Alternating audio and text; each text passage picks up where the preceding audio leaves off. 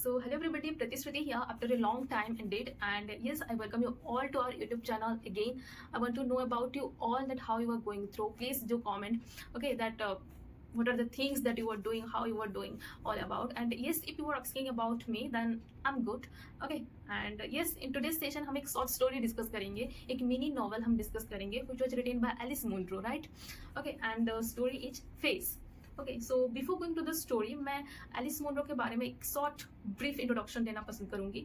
तो ये Alice Monro जो है, she got the Nobel Prize for Literature in the year 2013. Okay, and most importantly, she was the first Canadian woman writer who named to be Nobel Literature Laureate. Okay, and उनकी बहुत सारी works बहुत ही popular हैं and famous हैं, okay, well known है, जैसे कि the beach house memory, summer wind, dear life, the summer girls, okay, run away, the bear came over the mountain, and yes indeed face also. Okay, so today we will discuss face. Okay, so without wasting much time हम direct story देखते हैं, and इसे हम एक mini novel कह सकते हैं. ये रहा तुम्हारा टेक्स्ट, एंड अराउंड 7000 वर्ड्स में होगा. एक शॉर्ट स्टोरी है, एक नोवेला भी हम कह सकते हैं. ओके, एंड इसे हम एक बिल्डुंग्सरोमन नोवेल भी कह सकते हैं, एक बायोग्राफिकल वर्क भी कह सकते हैं. बायोग्राफिकल क्यों? क्योंकि यहाँ पर जो नरेटर है वो अपने बारे में बताते हैं कि उन्होंने बचपन से लेके अपनी एडल्टहुड तक किस तरह से अपना जो सफर है उसको पार किए हैं, उसके बारे में डिस्क्राइब किया है. एंड बिल्डुंग्सरोमन नोवेल क्यों कह सकते हैं कि बिल्डुंग्सरोमन नोवेल में क्या होता है कि बचपन से लेके एडल्टहुड तक किस तरह से हमारा जो मोरली या साइकोलॉजिकली डेवलपमेंट होता है उसके बारे में बताया जाता है. तो यहाँ पर भी जो नरेटर है वो बचपन से लेके एडल्टहुड तक अपनी सोच में, अपनी साइकोलॉजिकली, मोरली किस तरह से वो डेवलप किए हैं, ओके, किस किस स्ट्रगल दे के वो पार हुए हैं, वो सब बहुत ही ब्यूटीफुली प्रेजेंट किए हैं यहाँ पर एलिस मुनरो. ओके, तो हम डायरेक्ट स्टोरी स्टार्ट करते हैं. स्टोरी स्टार्ट होती है कुछ ऐसे कि जो नरेटर है वो प्रेजेंट एज में अपनी एडल्टहुड में है, एंड वो अपनी पास्ट की बातें करते हैं. पास्ट मतलब अपनी बचपन की बातें करते हैं, अपने बर्थ से लेके अभी तक के सफर की बातें करते हैं. ओके, तो बर्थ से, ओके, तो जब उनकी जन्म होती है, नरेटर की जब जन्म होती है, तो जब जन्म होती है तो हॉस्पिटल की सीन है. ओके, तो जब जन्म होती है तो फर्स्टली उनके जो फादर है वो उस बच्चे की चेहरा को देखते हैं before his mother. Okay, and जब वो अपने सन की चेहरा देखते हैं तो बोलते हैं कि एक बहुत ही ब्यूटीफुल लाइन है, मैं एग्जैक्ट वाला सुना देती हूँ कि you don't need to think you are going to bring that into the house. तुम सोचना भी मत कि तुम इसे घर लेके आओगी. See how rude he was.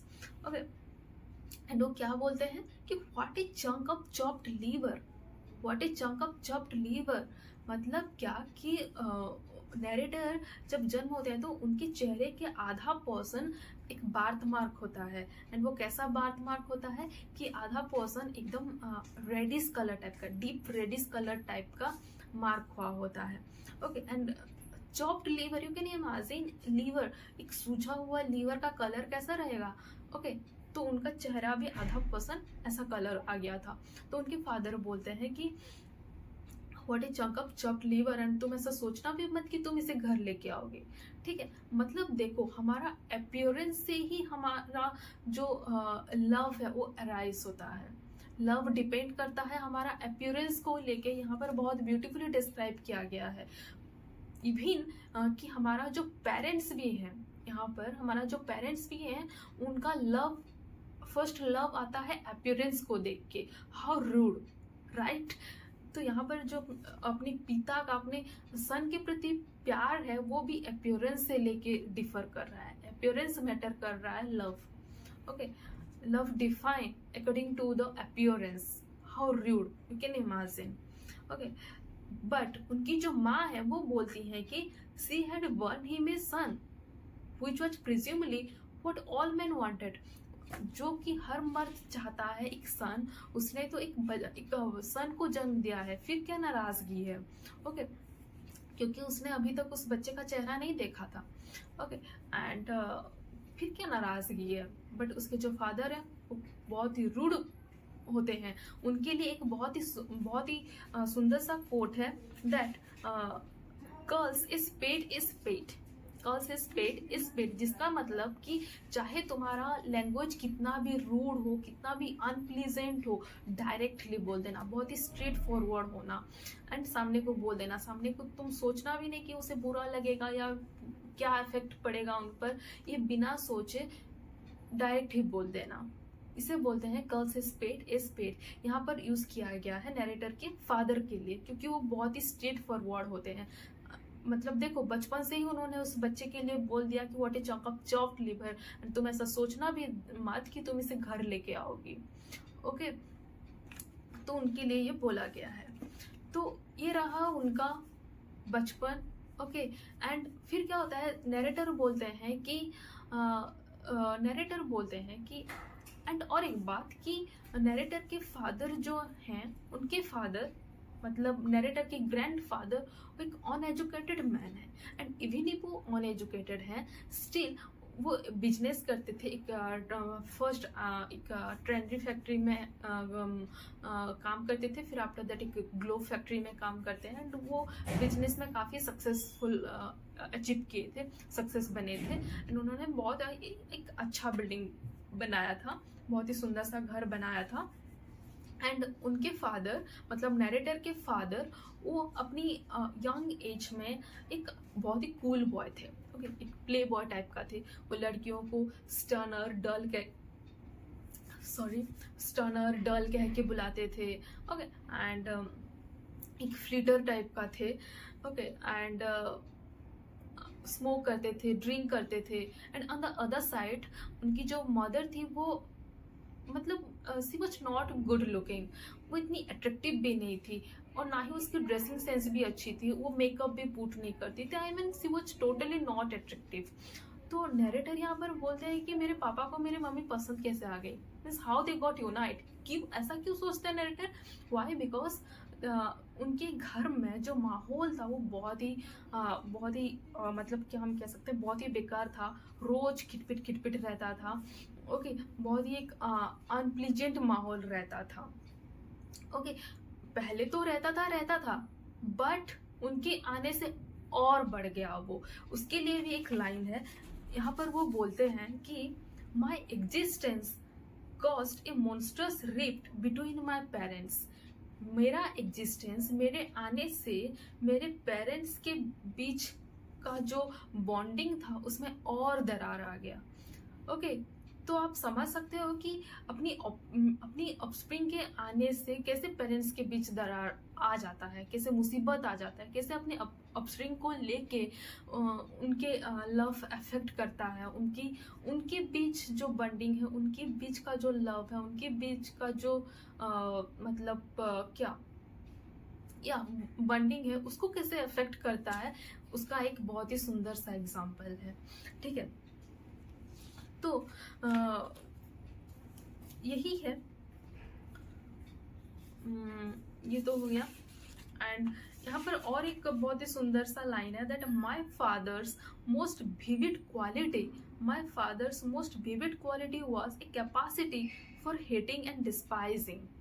Okay, तो उनके घर में रोज ये hating and despising and sadness, quarrel, ये सब रोज की बातें चलती थी।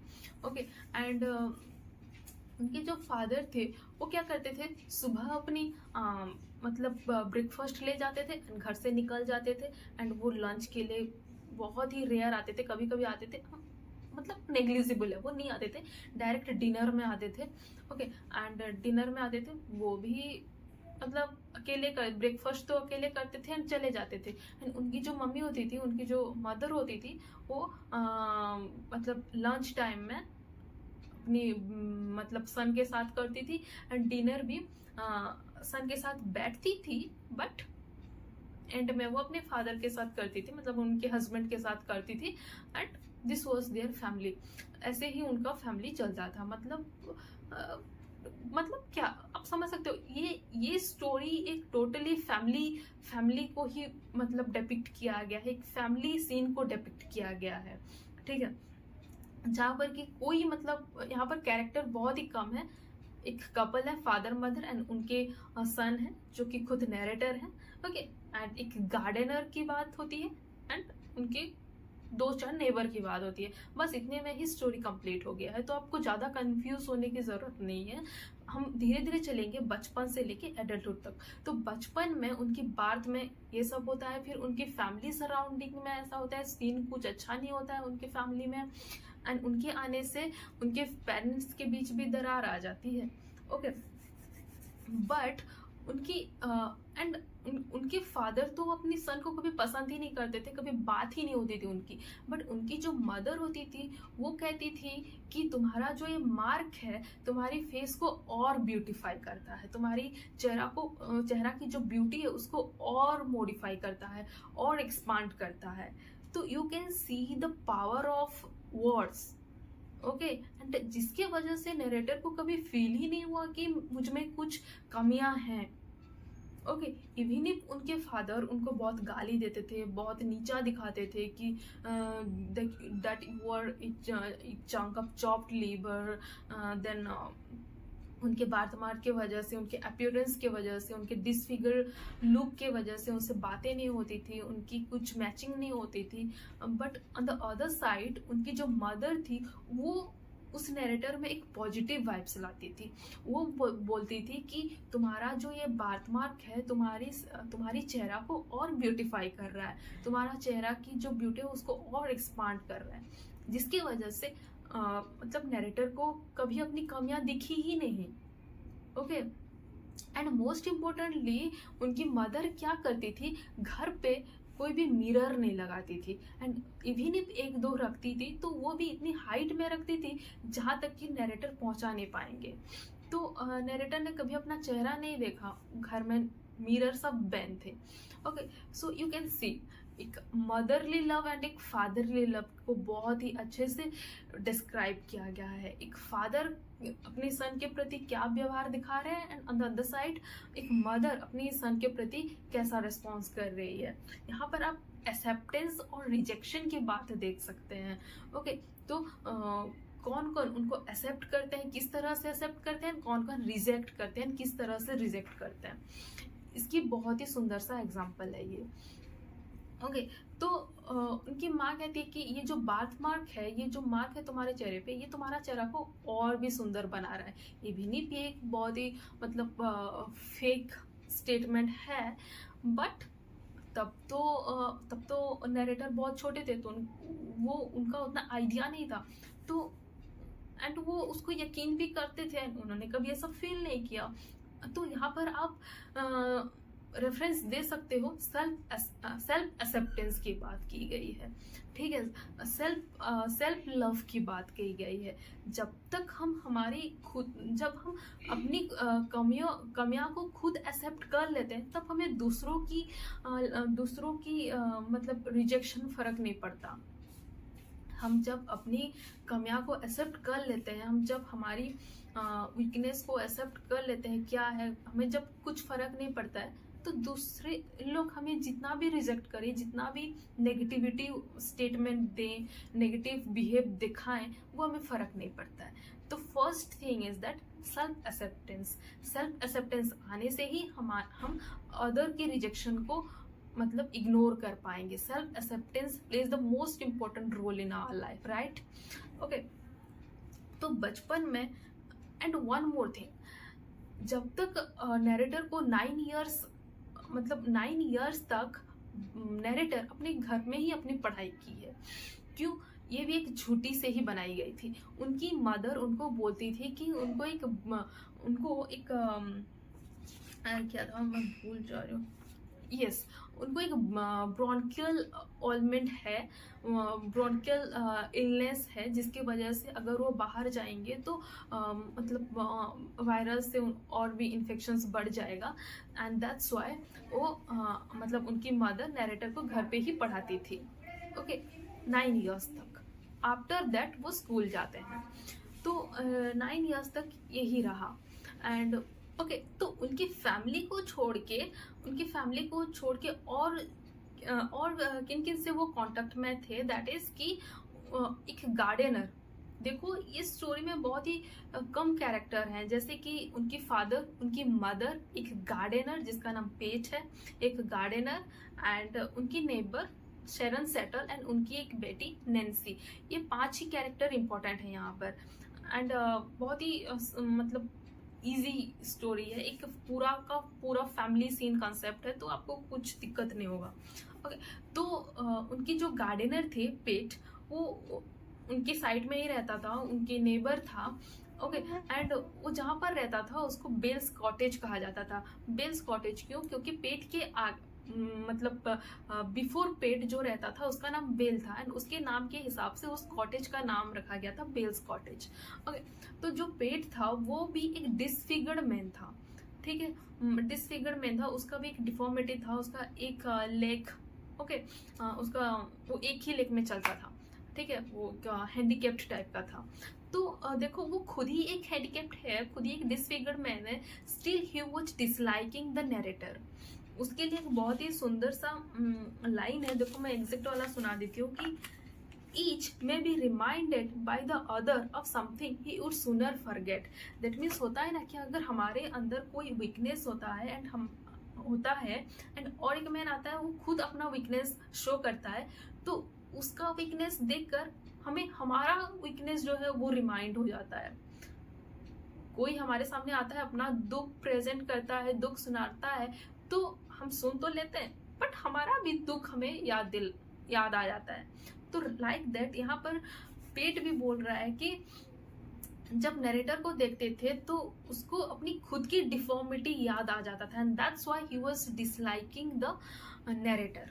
एंड और एक बात भी है, अगर हम सिंपली देखें तो नरेटर क्या करते थे, वो तो बच्चे थे, तो जिस जिस जगह को वो क्लीन करता था गार्डनर, उस जगह में जाके वो अपना जो ट्राईसाइकिल है उसको चलाते थे एंड मस्ती करते थे, and that's why he was disliking the narrator. ये माइनर सी बातें हैं, ठीक है। तो ये रहा उनका और एक कैरेक्टर पेट के साथ कैसा था, मतलब रिलेशनशिप कैसा था। और एक कैरेक्टर है सेरन सेटल। सेरन सेटल कौन है? उनकी एक नेबर है। सेरन सेटल उनकी एक नेबर है जो बाहर से आई है, एंड सेरन सेटल की जो हस्बैंड था वो एक डॉक्टर था, एंड वो ब्लड पॉइजन में उसका डेथ हो गया है अभी। एंड सेरन सेटल की एक बेटी है नैन्सी, एंड सेरन सेटल नैरेटर के फादर के ऑफिस में उसको काम मिली होती है, काम कर रही होती है। तो सेरन सेटल एंड नैन्सी उनके नेबर के हिसाब से वहीं पर ही पास में रहते थे। ओके, एंड सेरन सेटल की नेचर कुछ ऐसा था कि वो most of the time she was spending her day like she was laying on the couch and smoking, and उनके हाथ में एक एश ट्रे होता था, एंड ऐसा ही। एंड उनका एक मतलब मतलब एक रेगुलर शेड्यूल भी नहीं था, जब मन लगे तब कोई भी इरेगुलर फूड खा देते थे, एंड स्मोक करते थे, एंड काउच में सोए होते थे, लेटे होते थे, एंड ऐसे ही अपना टाइम जो है वो बिताते थे। एंड नैन्सी एंड नैरेटर उनके जो बॉन्डिंग था वो बहुत ही स्ट्रॉन्ग था, अपने वो most of the time day के मैक्सिमम टाइम वो साथ में बिताते थे, खेलते थे। ओके, तो इनका जो बचपन था बहुत ही सुंदर बीता था, एंड नैन्सी नैरेटर से बस 1 ईयर यंगर थी। ओके, एंड जब वो धीरे धीरे बड़े हुए हैं तो एक सीन ऐसा भी आता है कि वो बोलते हैं कि, देखो मैं सुना देती हूँ लाइन।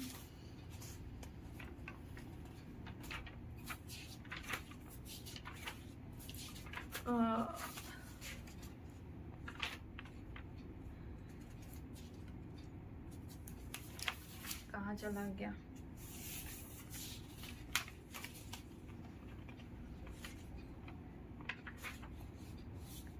ओके, एक सीन ऐसा आता है कि वो बोलते हैं कि what about sex games, you may wonder, and yes we had those too, I recall our hiding. वो एक दिन ऐसे खेलते थे and they talked about the sex games. And यहाँ पर एक बहुत ही सुंदर सा लाइन है, that we felt more separate than usual and oddly wary of each other. I don't remember if the same thing happened again with the same result, but I would not be surprised if I did. तो एक दिन वो खेलते खेलते they got intimate and उनके बीच एक closeness आ जाती है। Okay, they got intimate and after that the narrator is saying that we felt more separate than usual. हम पहले जो जितने क्लोज थे जितने हमारा जैसा बॉन्डिंग था तो था, बट जब हम क्लोज आ गए, जब हम इंटीमेट हो गए, तो हमें मतलब और सेपरेशन फील हुआ, और सेपरेशन फील हुआ, और ज़्यादा ऑर्डली फील हुआ। तो यू कैन देखो कितना मतलब पैराडॉक्सिकल लाइन है कि जब हम क्लोज आए, जब हम इंटीमेट हुए, तब हमें और सेपरेट फील हुआ और ऑडली फील हुआ। जब हम एक दूसरे को ज़्यादा एक्सप्लोर किए, ज़्यादा पहचाने, ज़्यादा अटैच्ड हुए एक दूसरे से, तब हमें और ज़्यादा ऑडली फील हुआ और ज़्यादा सेपरेट फील हुआ। So beautiful line that we felt more separate than usual and oddly wary of each other. Okay, so ये रहा उनका बचपन। एंड और एक बहुत ही सुंदर सा सीन है कि एक दिन खेलते खेलते नैन्सी क्या करती है कि नैन्सी पेंट ब्रश से एंड ब्लेड से अपनी चेहरे के आधे पोर्शन को वो ऐसे मतलब पेंट कर देती है। एंड वो नरेटर को दिखाती है कि लुक नाउ मैं तो तुम्हारी जैसे दिख रही हूँ। एंड ये देख के नरेटर बहुत ही डर जाते हैं। ओके, नरेटर बहुत ही डर जाते हैं। क्यों? क्योंकि अभी तक उनको अपनी चेहरे का असलियत पता नहीं था, बट जब वो नैन्सी को देखते हैं तो वो डर जाते हैं। एंड तब उनको रियलाइज होता है कि अरे मैं ऐसा दिख रहा हूँ। I mean the most important thing is that Nancy he narrator की जो आइडेंटिटी है उसको रिवील करती है। ये जो फेस का जो टाइटल है, ये नैन्सी ही रिवील करती है। एंड नरेटर को मतलब बताती है कि no, this is your real identity. जो आइडेंटिटी की हम बात कर रहे हैं, सेल्फ आइडेंटिटी की बात यहाँ पर की गई है। सेल्फ आइडेंटिटी की जो बात आती है, ये नैन्सी ही यहाँ पर लाती है। एंड नैन्सी ही नरेटर को बताती है कि that this is the real identity of yours.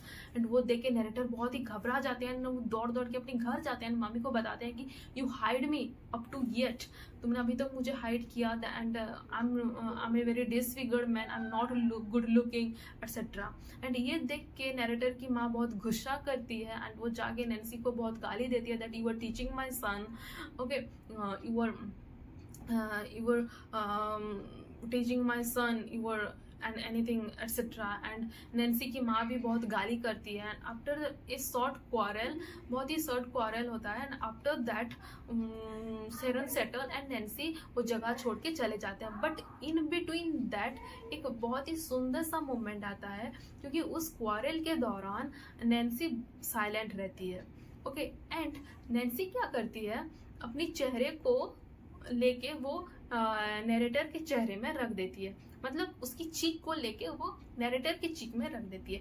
But ये अननोन है कि वो अपने डिसफिगर्ड साइड, मतलब जिस साइड को उसने पेंट किया था, डिसफिगर्ड साइड को लेके नरेटर के चेहरे में रखती है, या फिर जो नॉर्मल साइड होती है उसको लेके नरेटर के चेहरे में रखती है, नरेटर की चीक में लगाती है। बट जो भी करे उसका अलग अलग प्रेडिक्शन निकल सकता है। अगर नरेटर के डिसफिगर्ड साइड में नैन्सी अपनी डिसफिगर्ड साइड को रखती है, तो उसका भी एक मीनिंग निकलता है कि अगर दोनों डिसफिगर्ड चिक मिल गए तो दोनों मिल के एक यूनाइट होके एक कंप्लीट मैन शो करते हैं, एक कंप्लीट नॉर्मल मैन शो करते हैं, राइट। एंड अगर वो अपनी नॉर्मल साइड को लेके अगर नॉर्मल साइड को लेके नरेटर के डिसफिगर साइड में रखते हैं, तो दोनों अपने अपने हिसाब से अलग आइडेंटिटी शो करते हैं, एंड एक कंप्लीट शो करते हैं। ओके, सो ये एक बात है। एंड आफ्टर दैट वो शेरन सेटल एंड नैन्सी उस जगह को छोड़ के चले जाते हैं। ओके, तो ये रहा उनका बचपन। इतने में ही उनकी बचपन खत्म हो गई है। आफ्टर बचपन उनके टीन एज में, जब उनकी फादर अपनी 50s के एज में होते हैं, तो उनकी डेथ हो जाती है। एंड बिफोर डेथ वो काफ़ी मंथ तक, for a couple of months वो बेड रिडन थे। And during his bed time उनकी जो मदर थी उनकी काफ़ी केयर करती थी, काफ़ी केयर करती थी, बहुत ही देखभाल करती थी। ओके, बट स्टिल उनके जो फादर थे वो बहुत ही रूड लैंग्वेज यूज़ करते थे। वो बोलते थे ये तेरे डेस्टिनी में लिखा था एंड दैट्स वाई तुझे ये सब करना पड़ रहा है, एटसेट्रा एटसेट्रा। ओके, बहुत ही रूड लैंग्वेज यूज़ करते थे। एंड जब उनकी फादर की डेथ हो जाती है तो ड्यूरिंग फनरल एक वुमेन थी, तो वो नरेटर को बोलते हैं कि your mother is just like a saint, your mother is just like a saint. ये वर्ड, सेंट वर्ड, नरेटर को बहुत ही इरिटेट करता है, बहुत एंगर करवाता है, वो गुस्सा हो जाता है। ओके, तो ये रहा उनका क्या मतलब टीनेज। ओके, एंड 9 इयर्स तक जो मैंने कहा था वो स्कूल नहीं गए थे। एंड आफ्टर 9 इयर्स जब वो स्कूल जाते हैं तो स्कूल में उनका सफ़र इतना भी बुरा नहीं रहा है। ओके, एंड स्कूल में इतना भी बुरा नहीं रहा है। एंड स्कूल में सबका एक एक निकनेम होता था। तो जो नरेटर का निकनेम था वो grape nuts. Okay, grape nuts उनको बुलाते थे उनके फ्रेंड्स। ओके, एंड और भी स्टूडेंट्स थे जिनके निकनेम्स थे, जैसे कि स्टिंकी नाम एक था। ओके, हाँ सॉरी, स्टिंक नाम था। क्यों उसका स्टिंक नेम था? क्यों? Because of his smelly feet, because of his smelly feet that did not seem to benefit from daily showers, cheerfully put off with the name Stink, and उसका नाम रखा गया था Stink। ओके, तो ये रहा उनका टीनेज। एंड बड़े होते ही बड़े मतलब थोड़ा मतलब जब वो अपनी एडल्ट एज में जाते हैं तो वो एक मतलब उनका कैरियर में बहुत ही सक्सेस वो अचीव करते हैं। जैसे कि फर्स्ट वो एक एक्टर बनते हैं, देन ए होस्टर भी बनते हैं, एंड एक रेडियो अनाउंसर भी बनते हैं। तो उनका कैरियर में कोई दिक्कत नहीं था। तो ये एक बहुत ही अच्छा सा मतलब रेफरेंस है कि हमारा जो फिजिकल अपीयरेंस है वो हमारा कैरियर को कोई अफेक्ट नहीं करता है। एंड तो वो एक रेडियो अनाउंसर थे, तो वो मतलब उनका कैरियर लाइफ बहुत अच्छा ही रहा था। उनका बहुत सारे फ्रेंड्स थे, इवन वोमेन फ्रेंड्स भी थे। ओके, वोमेन फ्रेंड्स भी थे। उन्होंने काफ़ी लोगों का नाम भी मेंशन किया, जैसे कि उनकी बहुत ही एक क्लोज फ्रेंड थी, वोमेन फ्रेंड थी, जो कि एक रिसेप्शनिस्ट थी। ओके, एंड उनके 4 बच्चे थे। जो जो एल्डर डॉटर थी उनसे भी उनकी थोड़ी अटैचमेंट आ गई थी, उनसे थोड़ा लव रिलेशनशिप का अटैचमेंट आ गया था। ओके, सो उनके साथ भी रिलेशनशिप कुछ अच्छा रहा है। ओके, सो ये रहा उनका कैरियर लाइफ, उनका एडल्टहुड लाइफ। ओके, एंड और एक चीज़ मैंने छोड़ दिया था कि जब उनकी फादर की डेथ हो जाती है तो बहुत ही सुंदर सा लाइन उनकी मदर बोलते हैं यहाँ पर कि my mother surprised me by asking if I would take her out to dinner at a restaurant some miles along the lake shore. I just feel I have been penned off in this house forever. I need some air. Means see कि एक मतलब वोमेनहुड की बात की गई है, वोमेनहुड and marriage की बात की गई है कि अगर मतलब एक वोमेन जो कि मेल में सप्रेस्ड होके रह जाती है तो how she lacked her freedom. Okay, तो उसकी फ्रीडम कैसे लूज हो जाती है उसके बारे में बताया गया है। वो बोलती है कि I need some air, that means I need some freedom. Will you join me in a glass of wine? Had we driven all this way so that she would drink wine in public? See how beautiful lines these are. तो यहाँ पर अपनी marriage life की बात करती है and because of marriage कैसे उसकी जो फ्रीडम है वो उसने लूज की है उसकी बातें करती हैं। तो ये रहा नरेटर की यंग एज की बातें। ओके, एंड स्टोरी कुछ इस तरह से एंड होती है कि वो अपनी प्रेजेंट डेज में वो बोलते हैं कि उनकी जो ग्रैंडफादर के घर था उसको उन्होंने कभी बेचने के लिए तो नहीं सोचे थे, बट यस मतलब अभी अपनी यंग एज में वो सोचते थे कि no, I will sold it, मैं इसे बेच दूंगा, थोड़ा गार्डन को थोड़ा और थोड़ा मॉडिफाई करके मैं इसे बेच दूंगा, ऐसा सोचते थे। ओके, बट और एक इंसिडेंट था जब एक फ्लाई ने उनके आंख में मतलब बाइट कर दिया था, जिसकी वजह से उनको हॉस्पिटलाइज्ड होना पड़ा था। एंड जब वो हॉस्पिटलाइज्ड थे तब एक नर्स थे, एंड नर्स ने मतलब नैरेटर के साथ एक गेम खेली थी। एंड वो गेम कुछ इस तरह का था कि नर्स 2 लाइन बोलेगी and after that narrator 2 line बोलेंगे। तो नर्स 2 लाइन एक पोएट्री बोलेगी एंड उसके 2 लाइन्स नैरेटर बोलेंगे, फिर नर्स 2 लाइन बोलेगी, फिर नैरेटर 2 लाइन बोलेंगे। तो एक टाइम आता है कि नर्स 2 लाइन बोलती है एंड नैरेटर को उसका नेक्स्ट 2 लाइन पता नहीं चलता है। तो आफ्टर दैट बट नैरेटर को वो 2 लाइन बहुत ही अच्छा लगा था, तो नैरेटर खोजते थे, इन सर्च थे। बट आफ्टर मेनी डेज जब वो घर जाते हैं तो वो जब घर जाते हैं तो वो ऐसे ही मतलब घर पे एक किताब उनको मिलता है जहाँ पर उनको वो 2 लाइन मिल जाती है, उसके नीचे लिखा हुआ होता है वाल्टर डेलामेयर, उनके लिखी गई 2 लाइन थी। एंड आफ्टर रीडिंग दैट उनकी जो थॉट है, उनकी जो थिंकिंग है वो चेंज हो जाती है, एंड वो सोचते हैं कि जिस घर को वो बेचने के लिए सोचते थे उनको अब नहीं बेचेंगे। ओके, एंड उसके लिए एक बहुत ही ब्यूटीफुल सा लाइन है, जैसे कि वो बोलते थे कि something had happened here, something had happened here in your life. There were a few places or maybe only one place where something has happened, and then there are the other places which are just other places. मतलब हमारा जगह के साथ साथ हमारा memories create होते हैं, वो जगह को लेके हो या पर्सन को लेके हो, हमारा मेमोरीज क्रिएट होते हैं। ये जो जगह है इस यहाँ पर मेरे बहुत सारे मेमोरीज हैं, and I will not sell it, मैं इसे नहीं बेचूंगा। एंड उनका जो डिसीजन है वो चेंज हो जाती है, एंड फिर उस घर में वो अपनी सारे पास्ट मेमोरीज को याद करते हैं, वो नैन्सी के बारे में भी याद करते हैं एंड नैन्सी को भी याद करते हैं।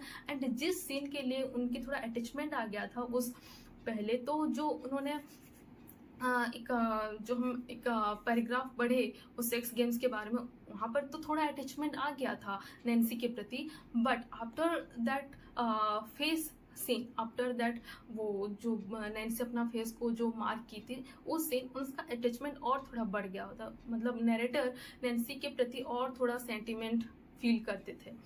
तो यहाँ पर वो नैन्सी को भी याद करते हैं अपनी एडल्ट एज में, अपनी यंग एज में, एंड लास्टली वो बोलते हैं कि अगर मैं नैन्सी से मिलता अभी, अगर मैं नैन्सी के साथ होता अभी तो क्या होता, क्या हम अभी भी उसके बारे में बात करते। ओके, ये सब वो रीडर के लिए क्वेश्चन छोड़ रहे हैं। ओके, ये एक पोस्ट मॉडर्न टेक्निक है कि लास्ट में हम रीडर के लिए क्वेश्चन छोड़ते हैं कि क्या होगा अल्टीमेटली। ओके, तो बोलते हैं कि अगर मैं नैन्सी से मिलता अभी तो क्या होता। वो बोल रहे हैं कि देखो, might not have had to tell her about mine. We would have been shocked, hearty, dying together. You think that would have changed things? अगर मैं नैन्सी से मिलता, अगर मैं नैन्सी से के साथ रहता तो क्या जो चीज़ें हैं वो बदल जाती। फिर वो खुद ही आंसर देते हैं कि the answer is of course and for a while and never. yes, change होता, of course चेंज होता, कब तक होता, for a while थोड़ा सा चेंज होता, and never। यहाँ पर हम पास्ट की भी रेफरेंस ला सकते हैं, जब नैन्सी ने चेहरा अपना जो चीक है उसको जब कंबाइन किया था, क्या कुछ देर के लिए सीन बदल गई थी, कुछ टाइम के लिए जो माहौल था वो बदल गया था, बट बदला था, कुछ टाइम के लिए बदला था, then again it become normal. तो अभी भी अगर मैं नैन्सी से मिलता, उसके साथ रहता तो यस, कुछ हम जो माहौल है वो थोड़ा बदल जाएगा, कुछ टाइम के लिए बदलेगा, अगेन नॉर्मल हो जाएगा। तो हमारे लाइफ में जो भी चीज़ें आती हैं, जो भी आती है होती है चीज़ें, वो टेम्पररी है, कुछ टाइम के लिए है, and again it become normal. Okay, तो ये रहा स्टोरी।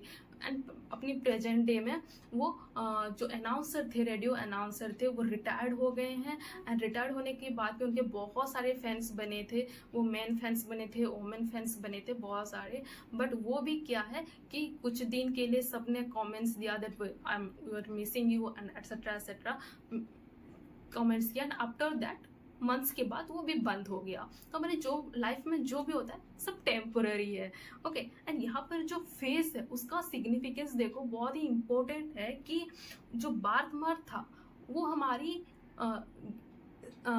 एक सिग्निफिकेंस है हमारी गिल्ट को लेके, कि हमारा वो बचपन से हो या कभी का भी हो, अगर एक गिल्ट रह जाता है तो वो हमेशा के लिए रह जाता है। यहाँ पर भी नरेटर का जो बार्थ मार्क था वो अपनी लाइफ टाइम उनकी एक गिल्ट रह गया, राइट। तो जो बार्थ मार्क था वो गिल्ट को सिग्निफाई करता है। ओके, एंड यहाँ पर जो थीम है वो बहुत सारा कुछ निकल सकता है। फास्टली तो जो फिजिकल अपीयरेंस एंड आइडेंटिटी की बात की गई है, फिजिकल अपीयरेंस को लेके लव की बात की गई है, एक फादरली लव एंड एक मदरली लव की बात की गई है, एक्सेप्टेंस की बात की गई है एंड रिजेक्शन की बात की गई है।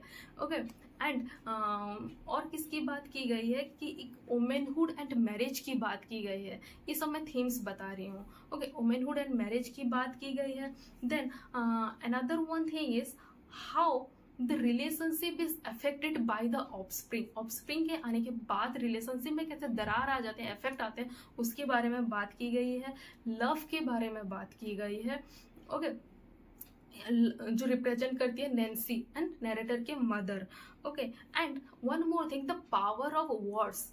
ओके, उनके मदर ने कैसा नरेटर के दिमाग में उनको एक्टिव रखा, एक positive vibes lie. Even if उनके वर्ड्स में कुछ मतलब ट्रूथ नहीं था, फिर भी उनके वर्ड्स में इतना पावर था कि उनको पॉजिटिव वाइब्स लाती थी। तो power of words matter. Okay, तो ये सब बातें हैं। Okay, and yeah this much all about this story. मैंने because of the shortage of time मैंने जल्दी जल्दी में थोड़ा समझाने की कोशिश की है, फिर भी आई होप कि समझ में आया होगा। स्टिल अगर कोई कंफ्यूजन रह जाती है then you can ask me in the comment box, मैं डेफिनेटली रिप्लाई करूंगी। देखो, बहुत ही सुंदर सा स्टोरी है, यहाँ पर बहुत सारा थीम्स है। The most importantly self acceptance, identity, womanhood and marriage की बात की गई है। Physical appearance and love, physical appearance and identity, love, इन सब के बारे में बात की गई है। अगर कोई कंफ्यूजन रह जाती है then definitely do ask me in the comment box. मैं इसको लेके और एक वीडियो बनाऊंगी इसके थीम्स को लेके, अगर और आज टाइम थोड़ा शॉर्टेज है एंड दैट्स वाई मैं जल्दी जल्दी में समझाने की कोशिश की। स्टिल अगर कुछ इन्फॉर्मेटिव लगा then don't forget to do a like and do subscribe to our channel if you were new here. And yes, this is all about today. See you again in the next video. Till then, thank you so much and take care. Bye bye.